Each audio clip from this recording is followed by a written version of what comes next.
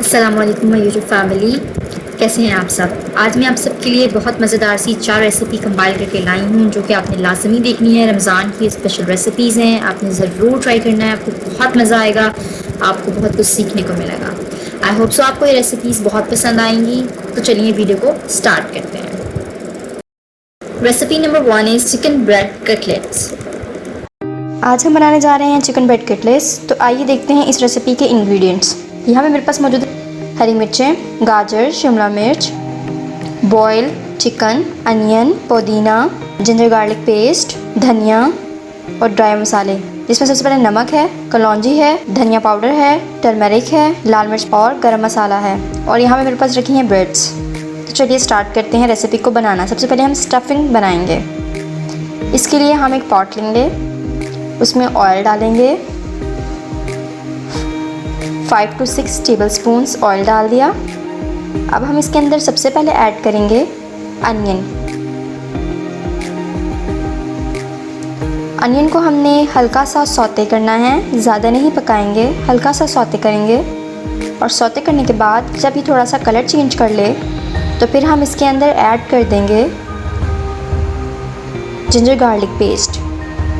Ginger garlic paste डालने के बाद हम इसे अच्छे से हिलाएंगे, थोड़ा सा सौते कर लेंगे। और फिर हम इसके अंदर ऐड करेंगे बॉइल्ड श्रेडेड चिकन। अब हम अच्छे से चिकन को अनियन और जिंजर गार्लिक पेस्ट के साथ सौते करेंगे। ये बहुत अच्छी और यमी बनकर तैयार होती है। इस रेसिपी में कोई मैदा नहीं यूज़ हुआ, कोई बेसन नहीं यूज़ हुआ, किसी किस्म का कोई मटेरियल नहीं यूज़ हुआ। ये सिर्फ़ और सिर्फ स्टफिंग और ब्रेड को यूज़ करके बनाया जा रहा है। अब मैं इसमें ऐड कर रही हूँ कैरेट्स, और फिर मैं इसमें डालूँगी कैप्सिकम्स, और फिर मैं इसके अंदर ऐड करूँगी ग्रीन चिलीज़। फिर मैं इसमें ऐड करूँगी तमाम ड्राई स्पाइसेस। और अब इसे अच्छे से हिला लेंगे। हमें 3 to 4 मिनट्स तक इसे इस तरीके से थोड़ा सा पका लेना है, ताकि जो हमने ड्राई स्पाइसेस डाल रहे हैं वो पक जाएं। और इसे ओवर कुक बिल्कुल भी नहीं करना। फाइनली हमारा स्टफिंग तैयार है। मैंने इसके ऊपर धनिया जो है वो स्प्रेड कर दिया हुआ है, और इसी के साथ मैंने इसमें पुदीना भी डाल दिया हुआ है। अच्छे से मिक्स कर लेंगे। और अब बनाते हैं अपने कटलेट्स। मैंने ब्रेड लिया है, ब्रेड के कॉर्नर्स उतार लिए हैं। इसके अंदर मैं हाथ से जो है वो पानी जो है वो ऐड कर रही हूँ और इस तरीके से दबा रही हूँ इसे। ठीक है, मैंने पानी में डिप नहीं किया, मैंने हाथ से पानी इसके ऊपर स्प्रेड किया।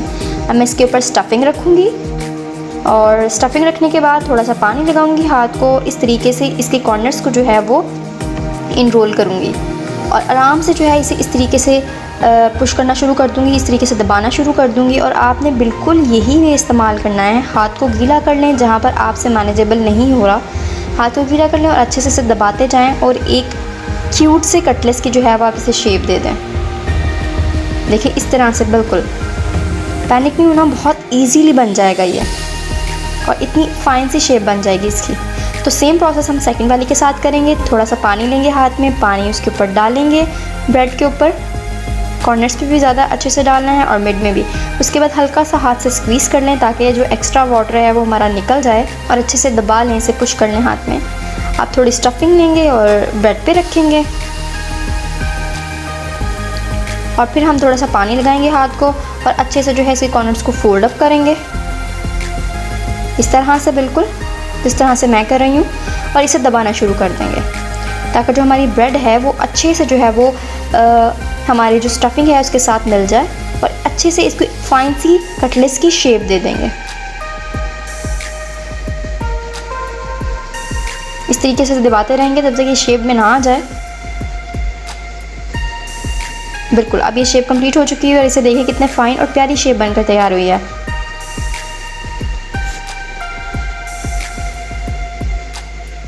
अल्हम्दुलिल्लाह अल्हम्दुलिल्लाह, यहाँ पर मेरे जो कटलेट्स हैं, चिकन ब्रेड कटलेट्स, वो बनकर तैयार हैं।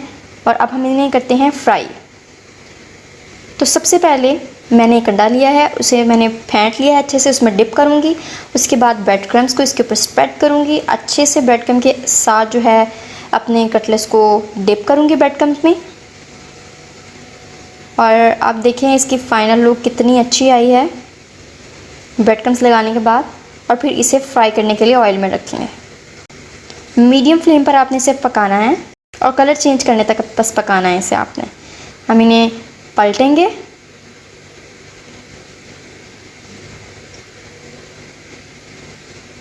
ये बहुत यमी डिश बनकर तैयार होती है और खाने में भी बहुत अच्छी लगती है। और बहुत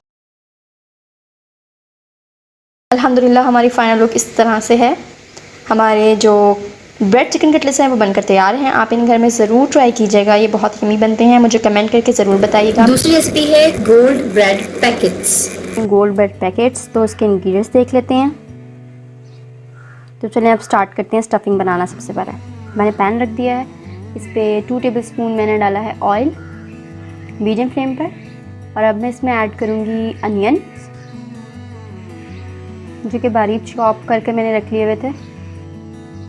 और अब मैं इन्हें थोड़ा सा सौते करूँगी। गोल्ड ब्रेड पैकेट्स बनकर बहुत ही यमी तैयार होते हैं और बहुत अच्छे लगते हैं सबको। 2 मिनट तक मैं अनियन को पकाऊंगी। और अब मैं इसमें ऐड कर रही हूँ कैप्सिकम्स, जो कि मैंने क्यूब्स में काट करके रख ली हुई थी। इन्हें मैं 1 मिनट तक बस पकाऊंगी, हल्का सा सौते करना है बस। और अब मैं इसमें ऐड करूँगी तमाम ड्राई स्पाइसेस।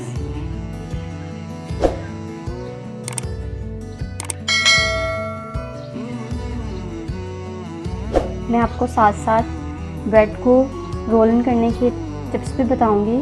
आप मेरी वीडियो को लास्ट तक ज़रूर देखिएगा, क्योंकि जब आप फर्स्ट टाइम ट्राई करेंगे तो आपको थोड़ी सी प्रॉब्लम आ सकती है ब्रेड को हैंडल करने के दौरान। तो वो मैं आपको इस वीडियो में बताऊंगी कि आप हैंडल कैसे करेंगे। अब मैं इसमें ऐड करूँगी 1 to 2 tablespoon tomato ketchup. Stuffing आप अपनी मर्ज़ी के मुताबिक भी ले सकते हैं, बट आज की इस रेसिपी में मैंने पोटैटो स्टफिंग को चूज़ किया। स्पाइसेस भी आप अपनी मर्ज़ी के मुताबिक कम या ज़्यादा कर सकते हैं। अगर आप स्पाइस ज़्यादा खाना पसंद करते हैं तो आप इसमें ज़्यादा इंग्रेडिएंट्स डाल दें, ज़्यादा क्वांटिटी में ऐड कर लें स्पाइसेस। और कम खाना पसंद करते हैं तो कम। अब मैंने इसमें ऐड कर दिया हुआ है 1 बाउल पोटैटोज़ का, जो कि बॉईल करके मैंने श्रेड कर लिए हुए थे। अब मैं अच्छे से इसको मिक्स करूँगी और इसे 1 to 2 मिनट तक हम पकाएंगे। ज़्यादा नहीं पकाना, बिकॉज ऑलमोस्ट जो है वो हमारी स्टफिंग कुक ही है और वेजिटेबल्स को हमने हाफ़ कुक रखना है, हाफ़ कुक से भी कम। अच्छे से मिक्स करना है इस मिक्सचर को, ताकि जो स्पाइसेस हैं वो पोटैटोज़ में ऐड हो जाएं। अभी देखिए मिक्स करने के बाद जो हमारी स्टफिंग है वो कुछ इस तरह से है। तो जब मैं चम्मच हिला रही हूँ तो स्टफिंग जो है वो बर्तन को छोड़ रही है। तो स्टफिंग को इसी पोजीशन पर आपने जो है वो डन कर लेना है। चलिए अब चलते हैं नेक्स्ट स्टेप की तरफ। अब मैं लूँगी ब्रेड्स और ब्रेड्स के कॉर्नर्स को जो है वो मैं रिमूव कर लूँगी।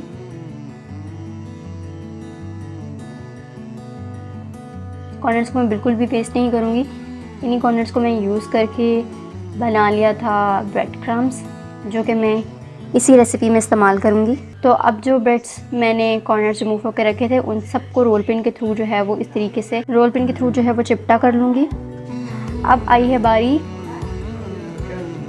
स्टफिंग फिल करने की। तो सबसे पहले आपने ब्रेड लेनी है, हल्का सा पानी स्प्रेड करना है और स्पेसिफिकली कॉर्नर्स को जो है वो आपने वेट करना है, ठीक है, ताकि जब आप इसे फोल्ड करें तो ये इजीली फोल्ड हो जाएं, तंग ना करें आपको। आप इसमें स्टफिंग रखेंगे और फिर आप इसे फोल्ड करेंगे।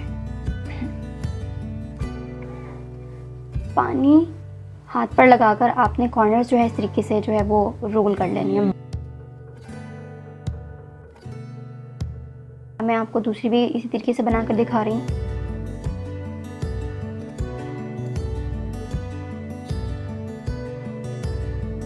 स्टफिंग लेंगे, इस पर रखेंगे और इसे वैसे ही रोल करेंगे जैसे पहली वाली को किया था।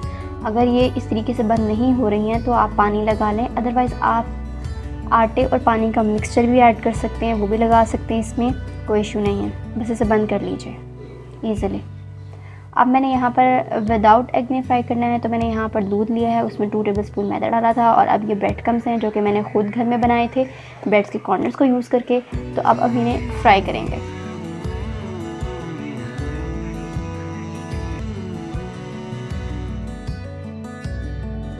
इसी तरह से अब हम तमाम बाकी गोल्ड ब्रेड पैटीज़ को भी जो है फ्राई कर लेंगे। ये बहुत यमी बनकर तैयार हुए थे, बहुत अच्छे लगे थे, स्पाइस भी बहुत अच्छा था इनमें। आप ज़रूर ट्राई कीजिएगा। आप मुझे कमेंट करके भी बताइएगा कि आपको मेरी रेसिपी कैसी लगी है, और ट्राई करेंगे तब भी मुझे बताइएगा कि आपका रिज़ल्ट कैसा आया। बिलीव मी, ये बहुत यमी बन के तैयार होते हैं। आप घर में ज़रूर ट्राई कीजिएगा और मुझे कमेंट करके बताइएगा कि आपको मेरी आज की रेसिपी कैसी लगी। और अगर आप मेरी वीडियो में नए हैं तो मेरे चैनल को सब्सक्राइब कर लीजिएगा, साथ ही है बेल का आइकन उसे भी प्रेस कर दीजिएगा ताकि मेरी आने वाली तमाम नई वीडियोस आपको बर वक्त मिलती। तीसरी रेसिपी है मैक्रोनी पकोड़ा। ये है मैक्रोनी का पकोड़ा और बहुत इजी है। तो चलिए आइए इसके इंग्रेडिएंट्स देख लेते हैं। अब हम करेंगे मिक्स। मैक्रोनी का बाउल ले लिया मैंने। इसके अंदर सबसे पहले मैं ग्रेजुअली जो है वो ऐड करूँगी तमाम सब्जियों को, जो कि मैंने चॉप करके फाइनली चॉप करके क्यूब्स में काट करके रख ली थी। एंड आई एडवाइज़ यू कि आप कैप्सिकम ज़रूर ऐड कीजिएगा, इसका बहुत अच्छा टेस्ट है। और अब मैंने तमाम स्पाइसेस जो है वो ऐड कर दिए हैं। आप अपनी मर्ज़ी के मुताबिक जो है वो स्पाइसेस ऐड ड्रॉप कर सकते हैं। ऐसा सेम केस फॉर वेजिटेबल्स। अब मैंने इसमें ऐड कर दिया हुआ है बेसन, और अब मैं इसमें ऐड कर रही हूँ चावलों का आटा, जो कि 6 टेबलस्पून मैंने लिया था। ठीक है, अब मैं इसे हाथ से ही जो है वो मिक्स करूँगी। हाथ से आपने पहले मिक्स करना है, और आपने इस तरीके से इसे मिक्स करना है कि आप इसे मैश करेंगी हाथ से। ठीक है, हाथ से। और यहाँ पर आप थोड़ा सा पानी भी इस्तेमाल कर सकती हैं। अगर आपको लग रहा है कि आपका जो वो बैटर है वो ज़्यादा ड्राई है तो आप पानी ऐड कर सकती हैं। ठीक है, 1 to 2 टेबलस्पून पानी इसमें जाएगा। अब इसे अच्छे से हाथ से मैश करना है, जिस तरह से मैं मैश कर रही हूँ आप इस तरीके से कीजिए। जो मैक्रोनीज़ होंगे हमारे वो इजीली जो है वो एडजस्टेबल हो जाएंगे हमारे पकौड़ों के लिए, पकौड़ों को शेप देने के लिए। और जब हम पकौड़ों को फ्राई करेंगे वो तो पकौड़ों से वो निकलेंगे भी नहीं। ठीक है, समटाइम ऐसा होता है कि पकौड़े जो है वो खुल जाते हैं ऑयल में जाके। तो फाइनली हमारा बैटर तैयार है। अब मैंने थोड़ा सा हाथ को ग्रीस कर लिया ऑयल से, थोड़ा सा बैटर लूँगी और मैं इस तरीके से इसको शेप दूँगी। मैं यहाँ पर जो है वो मैक्रोनी पकौड़ा को इस तरह से बॉल की शेप दे रही हूँ। आप अपनी चॉइस के मुताबिक कोई भी शेप दे सकते हैं। इवन अगर आप इरेगुलर शेप रखना चाहते हैं तो आप वो भी रख लें। इस तरीके से आपने जो है हाथ को ग्रीस करना है और इजीली जो है इसकी बॉल्स बना कर रखते जाना है। ठीक है, मैं पहले सारी बॉल्स कंप्लीट कर लूँगी बैटर की, और उसके बाद मैं इसकी फ्राई करने के लिए इसको फर्दर जो है वो आगे मूव करूँगी। ये बहुत ही आसान रेसिपी है। अगर आपके पास ओवर कुक हो जाए मैक्रोनी या फिर एक्स्ट्रा बच जाए तो आप इस एक्स्ट्रा बचे हुए मैक्रोनी को और ओवर कुक मैक्रोनी को आप इस तरीके से इस्तेमाल कर सकते हैं और एक नई डिश को जो है वो बना सकते हैं।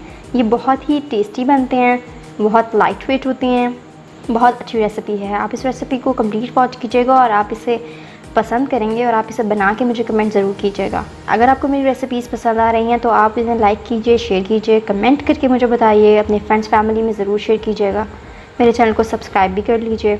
तो फाइनली हमारी जो मैक्रोनी पकौड़ा की बॉल्स थी वो तैयार हैं। ऑयल गर्म हो चुका हुआ था। मैंने इसमें 1 बाय 1 जो है वो बॉल्स को ऐड कर रही हूँ और इसे फ्राई करेंगे हम।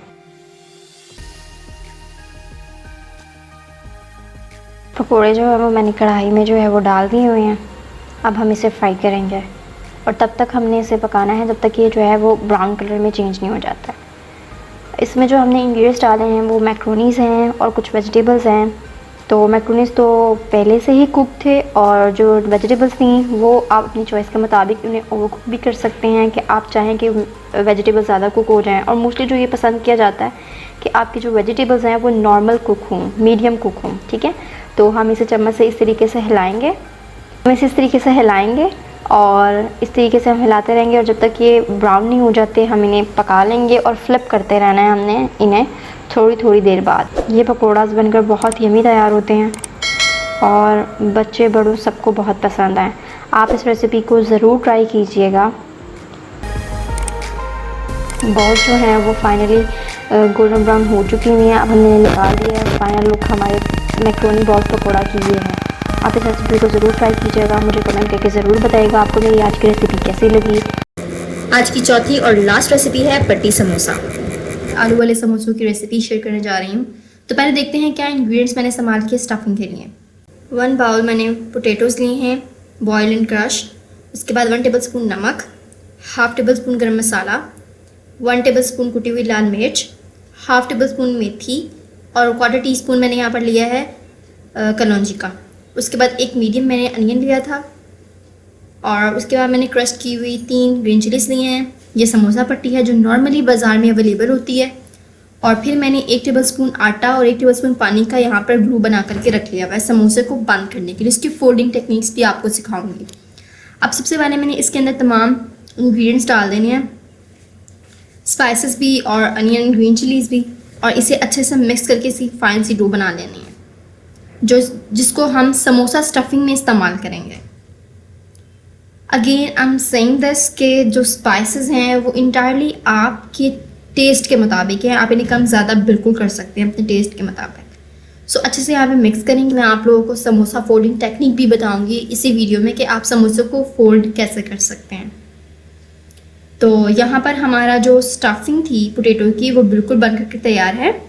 तो चलिए आए समोसे को फोल्ड करना सीख।